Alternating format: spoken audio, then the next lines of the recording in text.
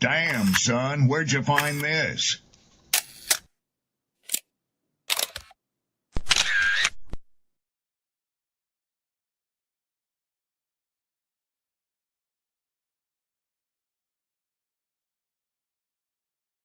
Who taught you to hate the texture of your hair? Who taught you to hate the color of your skin to such extent that you bleach to get like the white man?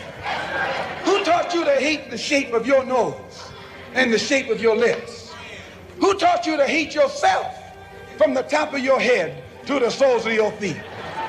I love people as I meet them one by one. People are just wonderful as individuals. You see the whole... My great aspiration, my greatest ambition is to be so good.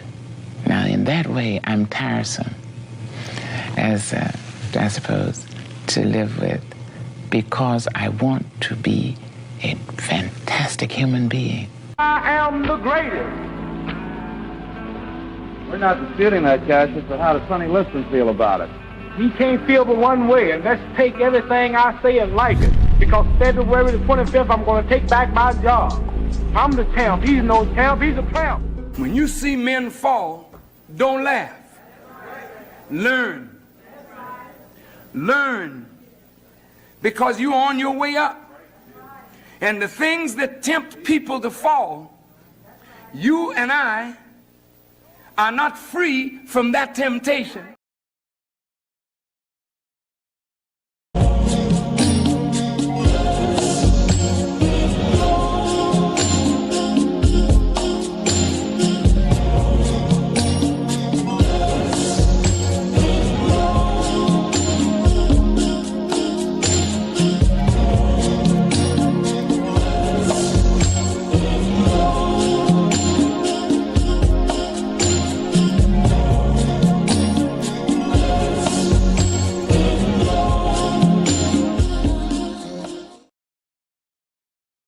What's up? What's up? What's up, folks? Peace and blessings. Peace and blessings. What's the word? What's the word? How everybody feeling? Happy Saturday. Hope all is well. It's the chill night. We ain't doing no drama. We ain't doing no stories and nothing like that. Just straight poetry. You know what I'm saying? Salutes. I see Chef in the building. Shout outs to my man Swish Arcana. I chopped it up with him earlier. He was doing a review and whatnot. I heard a couple drinks on there, man. That was nice. I ain't gonna hold you. I gotta go check that brother out. I got Sydney in the building. I'm gonna be doing something that I haven't really done. I'm going to be reading some work from some folks that I've had the privilege of having up here on the show. So be on the lookout. Shout out to City, man. Shout out. That's what's up. Let me bring her up, man. Get this intro going. Y'all already know the energy. Like, share, repost, let the people know we on. Stayed, what's going on? What's going on? What's going on? Hold on, let me make sure I get these names up here real quick. All right. What's up? What's up? You on mute. Oh, there it goes. It wasn't letting me unmute for a second. Hello. Okay. I'm doing good. Molly, you want to say hi? Hi. She likes the music you started with. She was like dancing with it. Okay. But the one good thing that happened today is I finally finished my third manuscript. I have another book with the illustrator, so I have 2 books with illustrators and then one still I'm working on. But I'm closer to having something published finally. And one more thing off my plate. You've been putting in work. Congratulations, you earned that. Thank you.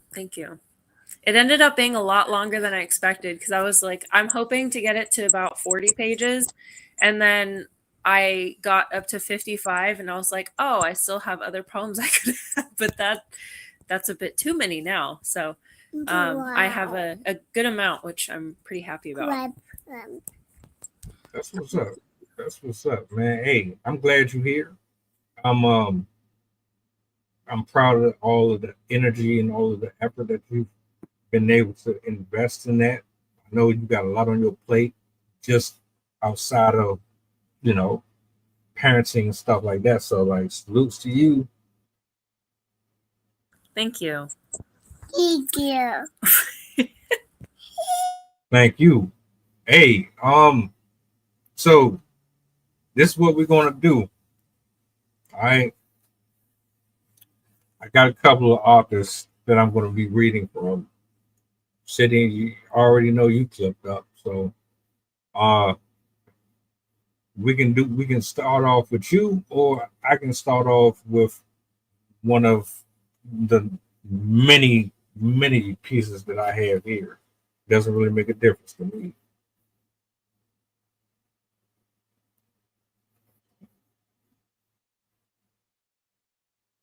You're still on mute.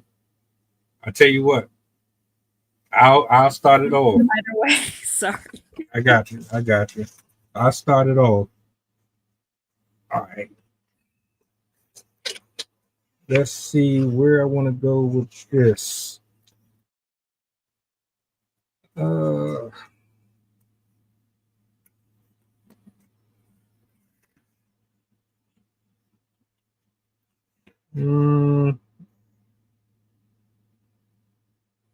I want to start with him, or do I want to start with? I'm gonna go back to my sister. She always was cooking. All right. This author goes by the name of Marta. I read one of her pieces a while ago. I probably don't remember, but she is dope. She is absolutely dope. So this is what I'm gonna do. I'm gonna kick us off with one of hers, and then we'll proceed on to Sydney. All right.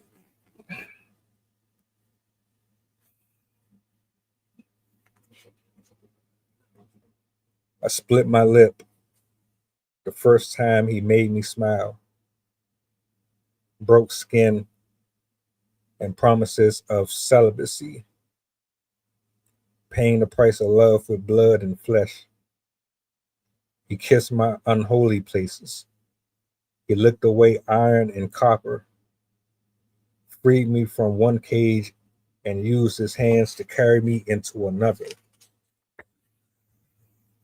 I held my breath, counted breathlessly to 5. Tried not to breathe life into this moment. Tried not to give my life to yet another man. He peeled the dead skin from my lips, made my eyes water as I was left with nothing but raw flesh. There are too many layers to you, he said. There must be somewhere in you I can call home. That night, I sat on my lawn and pulled at the grass beneath me. I buried my fingers into the earth and began eating handful after handful of dirt. I prayed my body would take form and the sorrow would swim up and meet my eyes. I refused to let this man make the only home I've ever known into another body.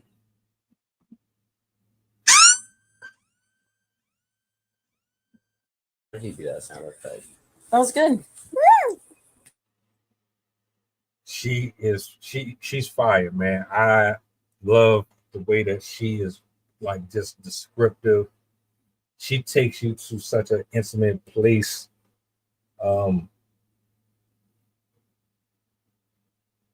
Yeah, she's dope. Iron Horse, I appreciate you for popping in. Bang, salutes, bang, salutes, bang, salutes. bang, bang, bang. Let's get into another one. Tell me, why not?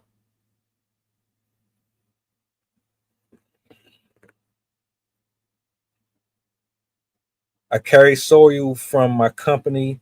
Hold on, I'm sorry. I carry soil from my country in my pockets. I hear the laughter of children filter through my memories. I dream of thunderstorms that would silence a rainforest and raindrops so heavy riverways would form in the middle of homes. I see the full moon smiling down upon God,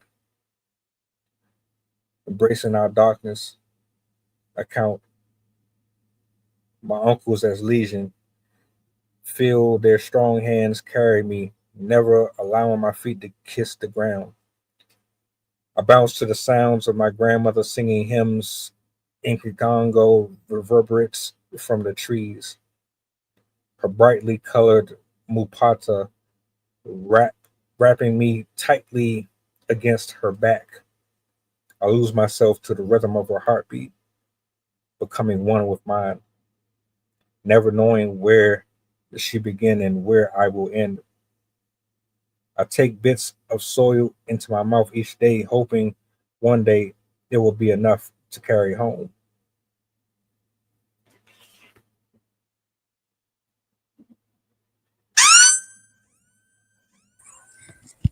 I like how very like down to earth and like it's almost sensible type advice. I like her poetry. It's very I like the simplicity of it. Right, right. I wish that y'all would have got a chance. Some of you were here at the very like beginning. I wish you got a chance to. I might have to pull up one of our older streams so that you can kind of understand. You'll have more appreciation for it if you actually got a chance to hear her speak. She's very intelligent, very articulate. My thoughts and prayers go out to her. I know she has a lot going on in life right now. But nonetheless, I had to support. Uh, just like her and a number of other people that you're here. I'm going to probably read one more. If you have something that you want to chime in with while I go through my catalog, you got the floor.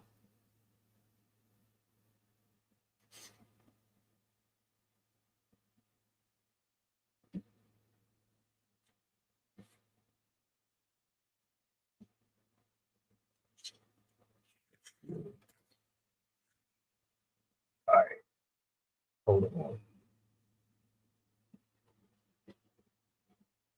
Let me go real quick.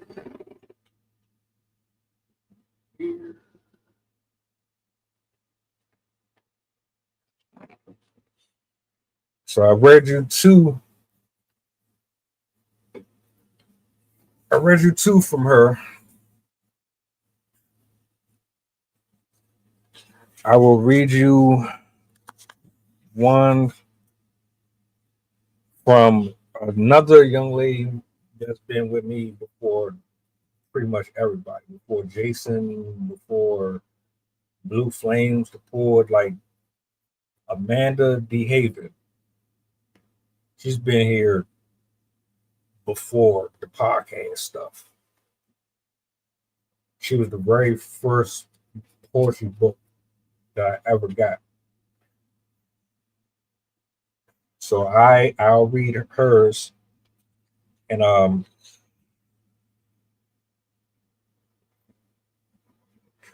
let me know how y'all feel about it.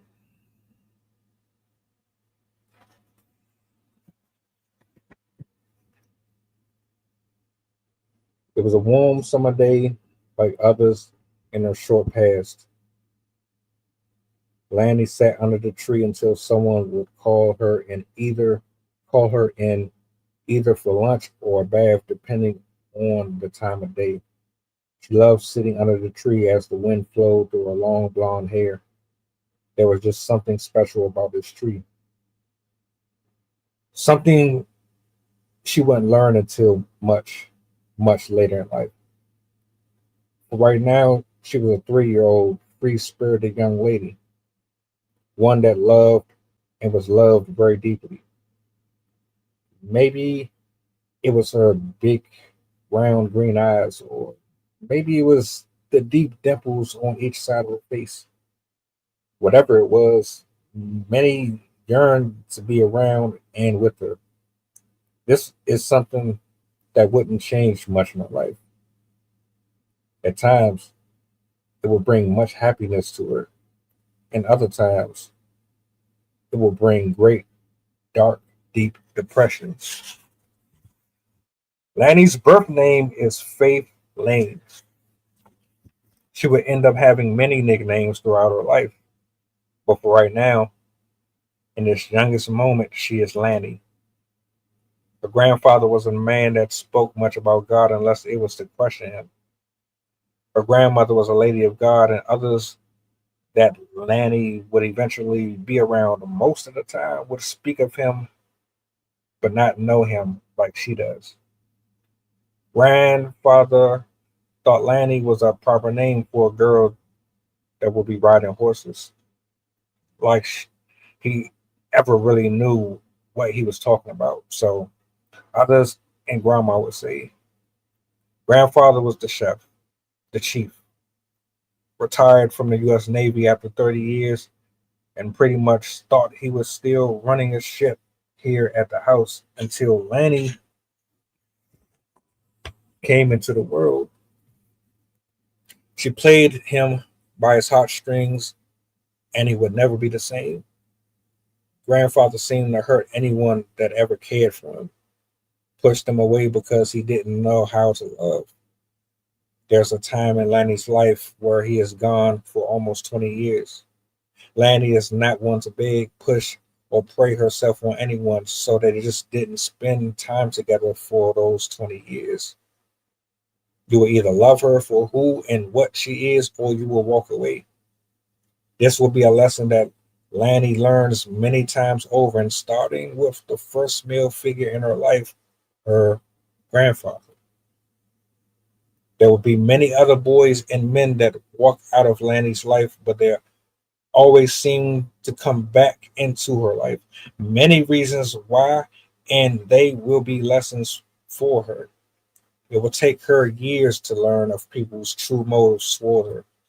Not everyone that enters Lanny's life will be there to help her on, even truly care if she lives or dies. Such a bitter lesson to learn, and also a bitter one at a young age.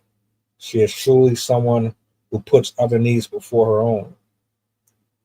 Even after being hurt and burnt, she stays true to a heart of loving everyone and trying to see the good in them. Some of the teaching that came from her grandmother makes her the lady she becomes. Lanny's grandmother, a total opposite of grandfather. She was the true lady. Never held grudges, didn't judge, and was an awesome cook. It took Lanny many, many years to figure out why she too didn't let people win. Lanny would grow to learn and accept why her grandmother, the loving lady, was alone, and in their later years learned that she wasn't really alone. Lanny lived her first 4 years of her life with grandma and granddaddy. Years she will never forget. You think your children can't remember? Not true. Their minds are developing and molding more and more in these years than anyone can imagine. After the 4 years, the grandparents would part ways and she would learn of losing, moving, and starting over at a very young age. The days after the separation will take Lanny on adventures and many spiritual paths. So hold on to the reins. Here we go. There will be times we will gallop. There will be times we trot. Then there will be times we are just like a racehorse. If you dare come back along, and it's your choice, ride with a saddle or go bareback. The choice is all yours. because life is about choices.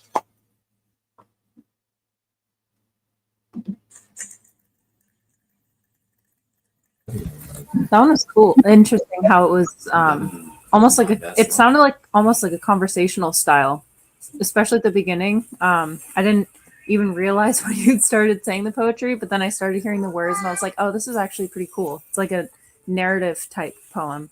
That was really good. Yeah, she has an entirely different approach. That's why I appreciated her delivery specifically. When she would come up here, and I still have those videos, you know, they're much older, back when I was still wearing the whole mask. She's a narrator. The way that she performs her stuff,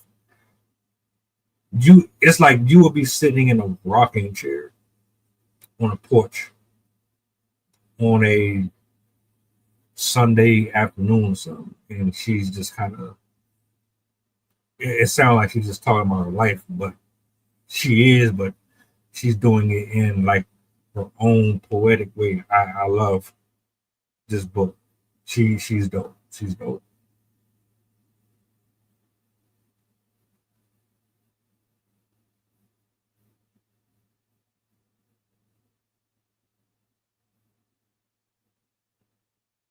Are you ready yet? Or you still I'm good. I'm ready. Okay. All right. Well, I'm gonna do the floor. All right. So this poem is one I just finished earlier today. It's called Ladies of Liberty. I am woman, I am daughter, I am mother. I am from a long line of trees that stood firm in the face of raging torrents that seek to rip families apart and tear up homes at the seams. I am part of ancient forests with wooden anchors dug in deep for their saplings, for their babies that are cradled in their roots. I am woman, I am daughter, I am mother, holding onto the sparse sustenance, gripping into the last substances, earmarked for the next generation. The soils we let wash away by the greedy funded solvents, bursting forth through crumbling dam walls, letting their power smother like rain. In floods of white power lies well paid. They come to erase our communities. They've selected to eradicate our cultures. They think they can cut us down. They think they'll raise the forest we built. They put up their Eden hell. We will never wither. We will never leave. We will never fall, for we are the trees. As women, as daughters, as mothers, we are from a long line of trees that stood firm in the face of raging torrents that rip families apart and tear homes up at the seams. We will become a forest, digging crochet roots down deep.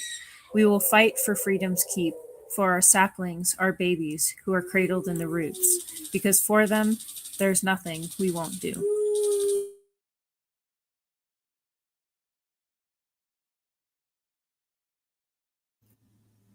Oh, let me hit the button again. Bang, bang, bang, bang. Sensational. I have to make sure I double tap because I'm muted, and then I realized I'm muted. So I didn't know if y'all heard it or not, but perfect timing for that. Yeah, you know, we've been for the last couple of weeks. It's been about a couple of people, and yeah. So Especially because women are particularly vulnerable in this particular era we are in. Heavy. I guess I freestyle something. I feel like freestyle or something. I ain't did this in a while, so I'm gonna give y'all a quick little something.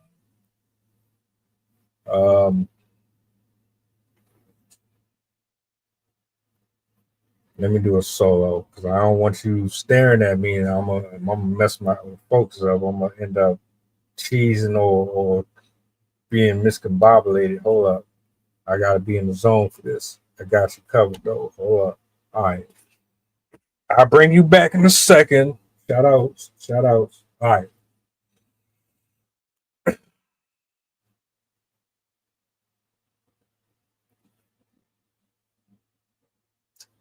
Hello, world. Today is the first time that you have met me, and I have met myself. Took a long time to get here, a very long time. Scratches and bruises filled with question marks, none of which give me the resolve that I am looking for. Actually, I'm more confused than ever. My soul is intertwined with worldly possessions and superficial beings that only see me as a voice box for value menus. I'm a reflection of someone who has been in the ground longer than I've been alive. And it really doesn't compute with me yet. Still, it hasn't registered in this brain of mine, contemplating killing words and resurrecting them. Still trying to figure out trigonometry and separate it from the bullet wounds that exit the thoughts that come out of the mouths of infantile minds. But I digress. Here we are in 2025 trying to figure out this rigmarole of confusion and details that's coming in the form of politics, while numbers, they add up like Adderall in the veins of the cerebral cortex. But then again, why would I expect anything less from a soulless creature who thinks that everything has to start with bitch and hoe? My tongue has to be tied to a cemetery in order for my words to have power. My spirit man has to be acknowledged by the society in order for me to be a monumental piece of component in the world that is dying off slowly, drifting away in the ocean of words that have no apostrophes at the end of them. Hello. Let me grab a plate full of pieces of theories and hypotheses and envelop them into this very vessel that is only good for planting seeds and causing anarchy. Let me introduce you to the black man who is not a black man, but he's kind of a black man. The kind of black man that's kind of a black man, but the kind of black man that you think is a black man isn't really a black man. Let me introduce you to the type of black man that goes out into the world trying to live according to scripture, but is being rewritten by niggers. The N-I-G-G-E-R type of nigger, not the N-I-G-G-A type of nigger, but the nigger that they claim to be the person at the top of the mountain, the one that achieves all the goals and has all the STDs, but doesn't even know how to count his alphabets in order. See, you think that I'm just speaking words and they're kind of confusing, but then again, why don't you ask the millions and millions of souls who wish they could be in the application that you are operating under, filling out resumes day in and day out, clocking in and day out, only to get paid by the nickel? That's who I am. The neighbor next door. The good guy. I'm Batman in black skin, getting gunned down for the iniquities that I articulate proficiently each and every single day that I walk out of these ruins that you call an abode. Four walls with nothing but voices screaming at me simultaneously as I'm trying to get out of the matrix, running away from patrons and monsters and demons that's holding trophies, supposedly supposed to be a movie, a motion picture of greatness, of superior intellect and intelligence. I really just can't believe what we're witnessing at the very moment when a bullet goes through somebody's neck and then it comes out the other side. we revert to being DMX, the dark side. Yeah, I'm that guy, the anime guy, the stay on my P's and Q's guy, the guy that has to keep his head on the swivel because he doesn't know which way you're going to twist it and bend it. You might want to pop your trunk and catalog me as a stereotype because I have a fiending inkling to dive into the depths of a hell that I've never experienced before in my life. Thank you for being an audience, for being in attendance. But this would not be my wake. This would not be the last time that you hear me speak. This would not be the last time that you hear me walk. This is not the last time you will see my words crawl out of obscurity. I'm a survivor. The spiritual world, they cheer me on. I can hear them. I can see them. I can feel them running their cold, invisible fingers up my spine, tugging at my hairs, complimenting the goosebumps that permeate from my very body itself. I feel them. I hear them. They're confident. They believe in me. Death believes in me more than the living does. So no, this will not be the last of me. I digress.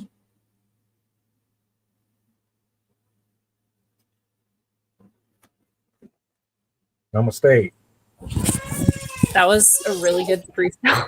I'm always impressed by people that can freestyle like that because I always need to write stuff down first.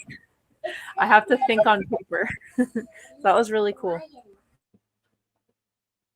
I'm at the point where I don't even want to write no more because writing requires me to sit there and stare at the paper very long, and for me, I just got to get it out now. I just got to get it off my chest. So you never really know where it's going to go with me. I can hear somebody or I can watch somebody and automatically be influenced or inspired by it. Appreciate you, brother. I've been working on that for a while. You did. How we feeling?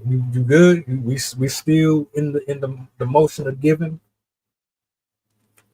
Boys, of course. That's all. I have another new one that I don't think I've read on here. I wrote it about ice. I think that would also be appropriate given our time period. So this one is called Frozen in Crime. Everest, can you go to the other room for a little bit? Never. Okay. Frozen in Crime. There are glaciers whose significance and power bring beauty and can shape the... Give me a second.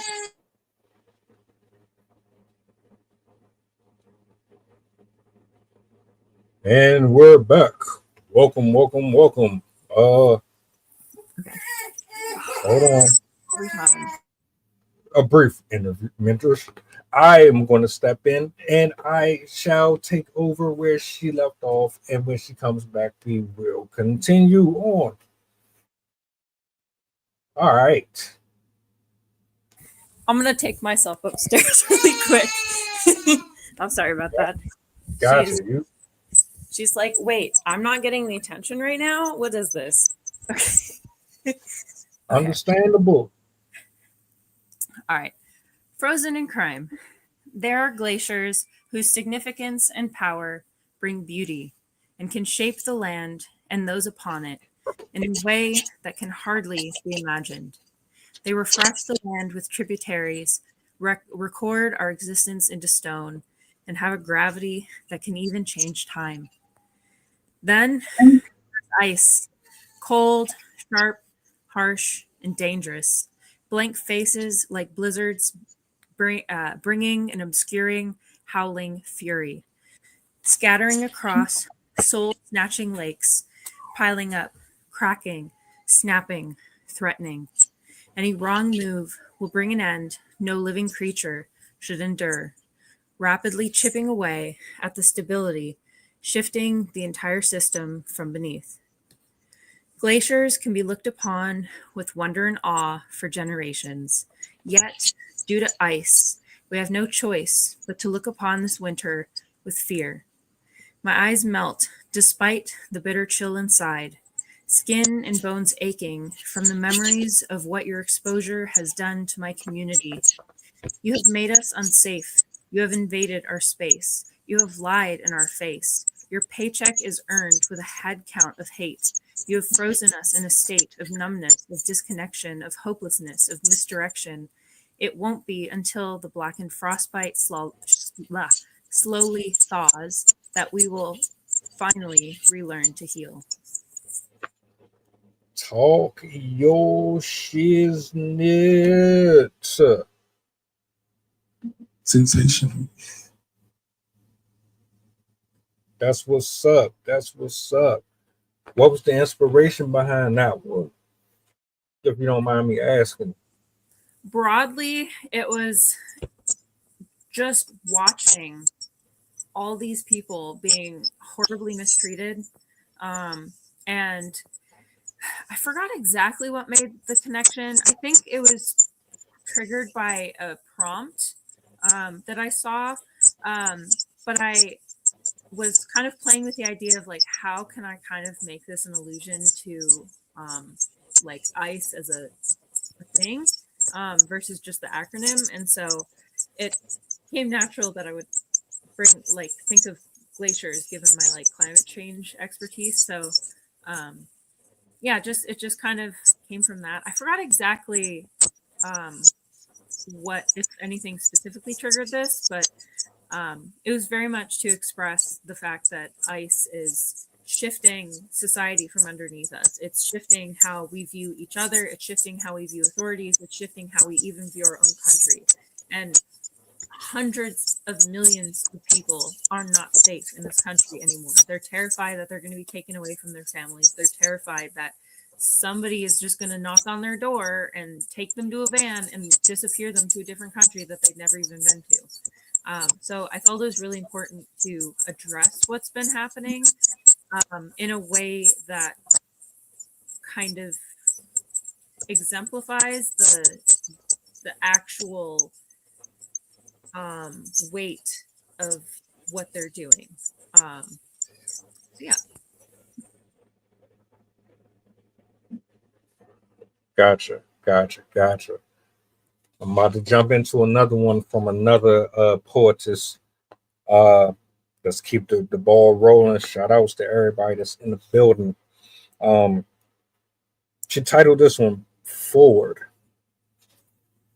All right. A billion synapses connected to my mind while listening to a Brene Brown podcast on burnout. When guest Emily Nagoski said, feelings are tunnels. You have to go all the way through them to get to the light at the end. Listening to these words during the pandemic felt an ache I could no longer ignore. The isolation had dissolved my usual coping mechanisms, rendering me emotionally frazzled at best. I began experiencing these catastrophic feelings that left me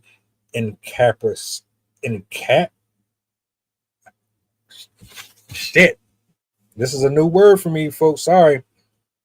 I began experiencing these catastrophic feelings that left me encapsulated, ignited by challenging life events like grieving the loss of a loved one, the ending of a relationship, moving to a new home, and exhausting expectations from work and graduate school. Doubting my strength and not knowing how to cope, I spiraled into negative narratives constructed by my childhood scars, unbeknownst to me at the time. I did what any emotionally neglectful person would do. I pushed my emotion away. I distracted myself with baking, snacking, exercising, social media, video game shows, music, hanging out with friends, alcohol, anything that would direct my attention elsewhere. These avoidance strategies worked for me until the pandemic's isolation took hold over my mind.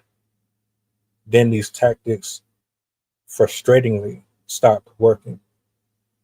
I felt completely lost, grappling with anxiety and depression that were once undercurrents. Then they crashed my denial party and pitched the tent in my living room, fully seen and determined to stay. Stuck at home, I had time to reflect and ask myself difficult questions. Is this the kind of life I want? Am I fulfilled? Why am I having panic attacks? Does everything really have to be this hard? What can I change? As a desperate straight A student and general rule follower, I delved in online therapy, yoga, meditating, and journaling. Yet I didn't feel instantaneous relief, much to the dismay of my unrealistic expectations. In my moments of frustration and grief, I remember the podcast on burnout, and I was determined to find a way through. After months of slog and struggle, I finally started making connections in therapy. The goal wasn't to run away or to fear my emotions. The goal was to allow them, understand their cause, where my negative storylines came from, and to slowly shift my perspective. Eventually, my therapist claimed I could learn to coexist and experience them fully without enduring complete chaos. I was skeptical, but desperate to try anything to settle the anxiety and panic attacks built up from years of denying my experience. I searched for guidance and healing, but all I found were superficial tasks, things I was already doing, with no tangible examples of what it felt like day to day. I wanted to walk a path that someone else traveled on, commiserate about non-linear healing, connect with others, and to know I was moving forward. I took up writing poetry. After not writing anything for pleasure in over 10 years, attempting to vent my emotions and rekindle my fond childhood memories of crafting short stories, shortly after this therapy and self discovery began, I went through a devastating divorce, by far the hardest thing I ever done in my life. I poured out my soul through poetry, trying to make sense of what was incomprehensible to my heart. Writing enabled me to embrace emotions and allow them rather than shutting down or shaming them away. But heartache is a sickening endeavor that disrupts daily life and diminishes joy to bleakness. I experienced extreme emotional volatility, from wanting to punch holes through walls to hours crying over kind words printed on a teabag envelope. I would wail at night and contemplate why anyone would ever choose to love, and the next evening find myself longing for a loving embrace, yet an inner voice kept pulling me, at times demanding to keep writing.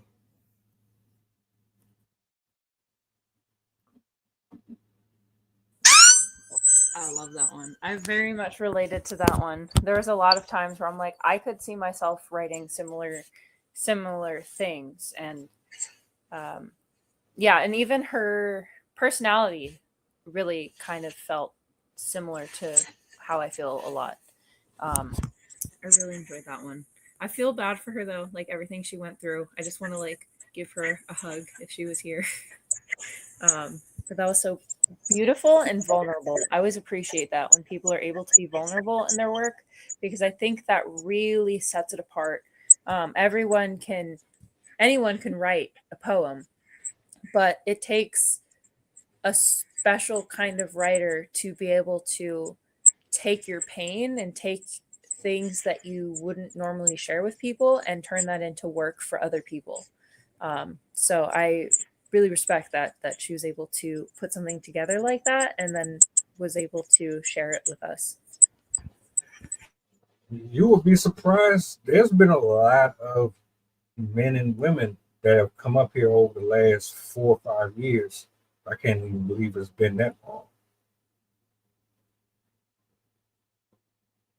Let's give it 4. Let's say 4 years. In 4 years, I have witnessed and had the privilege, whether or not we speak anymore or not, I've had the privilege to share this platform with a number of intellectual geniuses. Whether we agreed or disagreed, whether it was poetry or it was just a podcast, there's been some dope brothers and sisters that have popped up over here. I would highly encourage anybody to go back to the older stuff, and you'll see there's a lot of, like, you know how some things just don't age well. There's The Kardashians.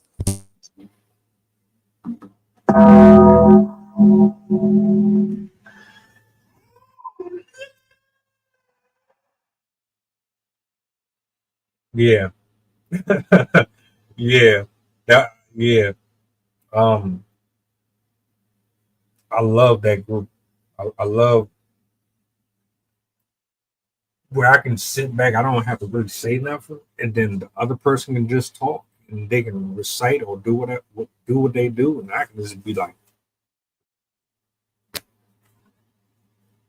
"All right, go ahead, you got that." Shit, that's that's what I like to see, man. Uh, how does the poetry community look like for you in 2025?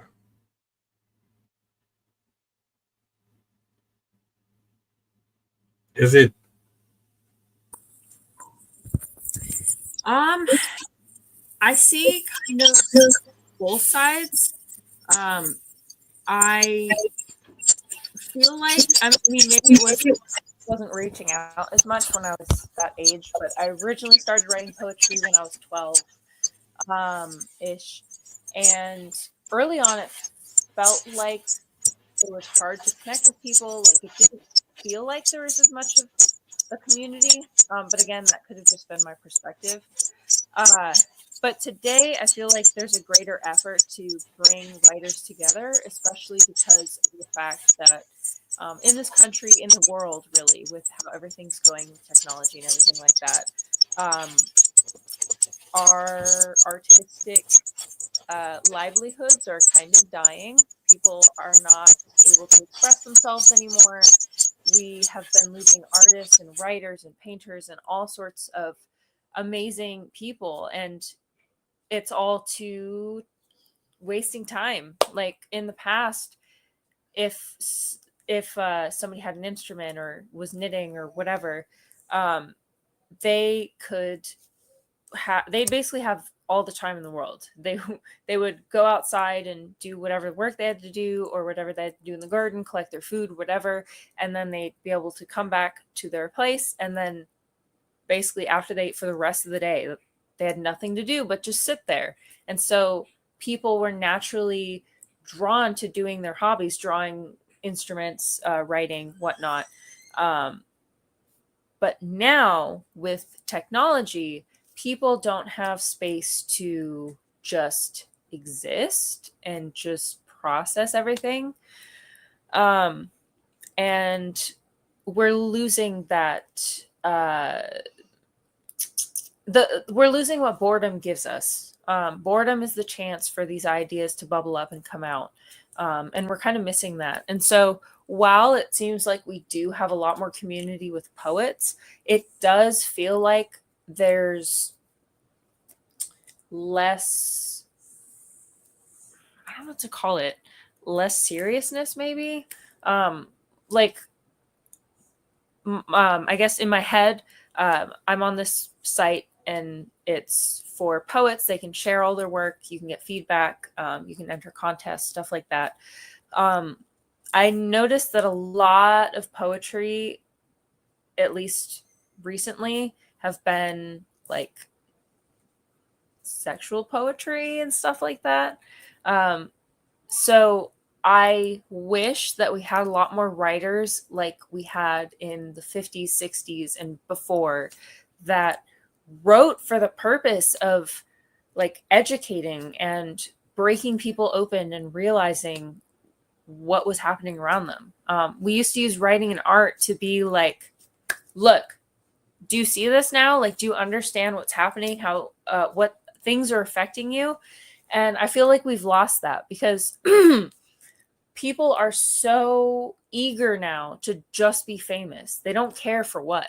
They don't care about what they say or what they believe in. And they're not going to stand for it because all they want is people looking at them and giving them comments and giving them attention. And so while I do see a lot more people participating in poetry and sharing poetry back and forth, we have a lot more community around poetry than we would have had in the past. Like even in the 50s, it'd be like, you're a poet, weirdo. But now it's a lot more like, oh, that's cool. Like you do writing. But I really wish there was more of that like MLK style writing that was meant to open people's eyes. There's the button. The mute button is hidden. Sorry. There we go. You good? You might have to mute me. It won't let me. Gotcha. Yeah, man. I love the poetry community. I seem to have a weird experience with it online still. And it's probably just because of how I curate my feed, and like I'm a random poster. I don't just say poet. Here you go. I post in I jot little freestyles here and there. I do that. I just do that for myself. They don't really get much attention. And then I start talking about politics and other little things. Those seem to get the most attention. But I guarantee, and I guess I can put this to the test. If I give me 2 days, 2 days, I don't post nothing but poetry related content for 2 days straight, guaranteed my timeline will completely change. I don't see, my thing is, I want a mixture of both. I'm not really trying to be stuck or conformed or forced to be in one lane or whatever.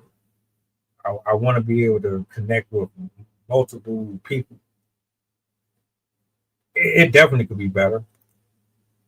I would love to see more people flourishing. I would love to see more writers get up here and do their thing. When that pandemic hit, and I saw how the popularity stuff was going on IG, I'm like, man, yeah, we got to do something different. Because they're picking and choosing who they want to highlight and showcase and all that. I'm not with that. I want everybody to get a fair shake. And to this day, I still operate like that.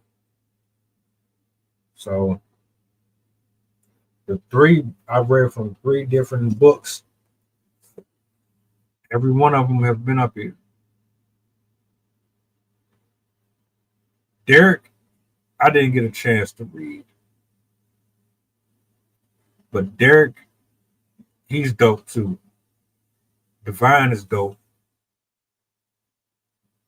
I never had a chance to bring him up here. He was on IG, and I linked up with him. Some stuff is just temporary. Everybody that you come across is not going to be permanently there forever. You know what I'm saying? So if you want to go around one more time, we can to close out. I got one here ready. I'll read and I'll let you close us out. Let's see what we got here. All right.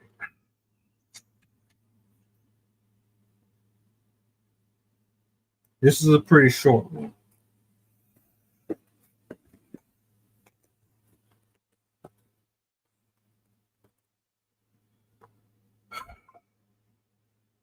When they are functioning, the questions you ask yourself: is it really that bad?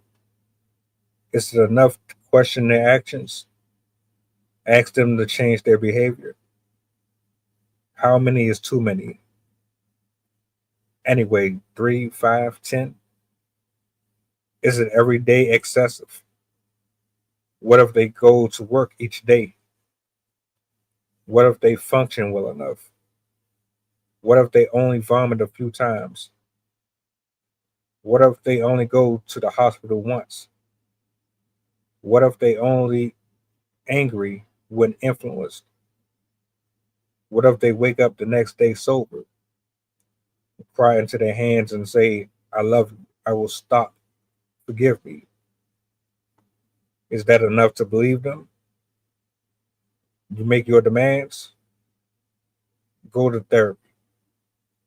Nothing. 1 month, ask again. 2 months, reminders. 3 months, nothing. 4 months, silence. 5 months, says they are fine. 6 months, they don't see the point. 7 months, silence and sobriety. Therapy not necessary. 8 months, you break down and schedule therapy. 9 months, therapy. Unearthing pain, resentment, loss of respect. 10 months, cry and say enough is enough. 11 months, moves out and blames, assigned, accused, and caught off guard. Say they'll change. Disbelief and grief. 12 months, end. Beyond the timeline exists messy, nonlinear, painful healing.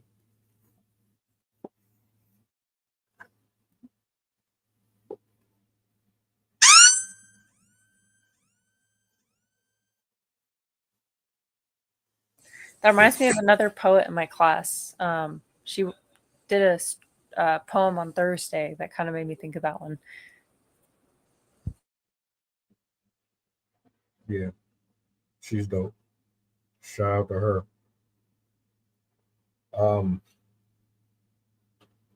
If you are ready, I will turn it over to you. Can I do two shorter ones? You can do 2 shorter ones. That's fine. Shout out to everybody in the building. I appreciate y'all hanging out with us. I'm going to give Sydney the solo. She's going to close out the stream. I'm taking Sundays. My Sundays are just for me to catch up with the people. I still gotta record and get this footage out for this competition that I'm in. So I'll be most likely chopping it up with y'all in threads and working on my package, so to speak. Sydney, the floor is yours. All right. I thought this would be fitting because we were talking about the question before. We were talking about why I wrote. So I thought it would be cool to read one of my poems talking about why I write in general. I just had it. Okay. Little letters dance on pages, daring us to read for ages. Strings of words drenched in lore, paragraphs for eyes to pour, turning thoughts into threads, knitting legends with our heads, using pen to display leanings, giving mundane brand new meaning. With new language we can tame the plagues of mind and deepest strains, for we can leave bruises on our skin, or we can depose it from within. So when emotions come a biting, you will always find me a writing, forever enraptured with this art, for ink and paper bleeds my heart. And then the other one is called Never Silent.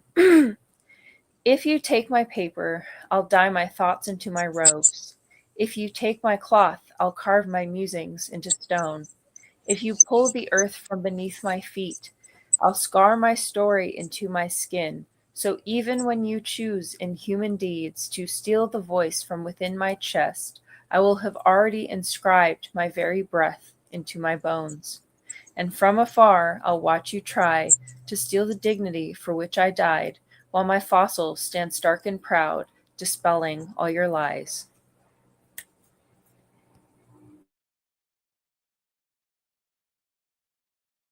And with that, this concludes tonight's open mic.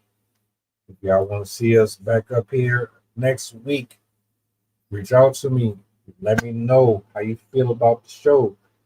If you want to be a part of it, reach out to me. You already know how to contact me. Be in tongue twisted. You enjoy your evening. I gotta go grab me something to snack on. I think I'm a little sugar deprived. Salute To come for coming by. definitely.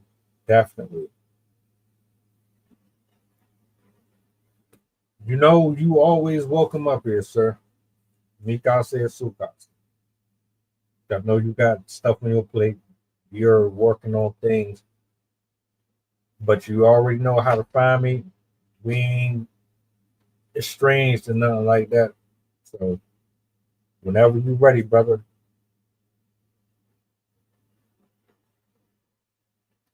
Exactly. Well, look, man, we about to get up out of here. You guys enjoy your Sundays. Do me a solid before you go. What's the goddamn button? Appreciate you. Have a good weekend, you guys. See you Monday.